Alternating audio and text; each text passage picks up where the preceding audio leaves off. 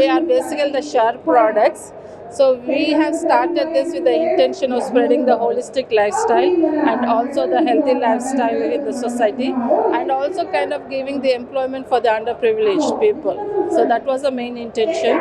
So in the intention of having the healthy lifestyle, we have started these 5 products. One is with the betel leaves, and this is tulsi leaves, and this is the tomato powder and the mint leaves, and we also have the mixed leaves which has the tulsi, betel, and also the basil leaves in it. Like all of the formulas are very kind of healthy fitness, and everybody has to take it to get the healthy lifestyle. So all the leaves and the ingredients are the organic directly from the farm, but some of the ingredients we have bought outside from the like on the online websites and other stuff. But most of them are from the directly from the farm. So the intention was to spread the holistic lifestyle to the public. And we do like the expo and the presentation over here, and especially the ice cream testing.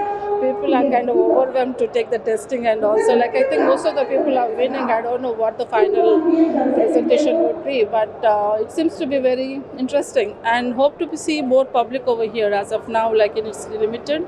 Maybe after 3-4 o'clock, maybe more people may be coming. But it's fun.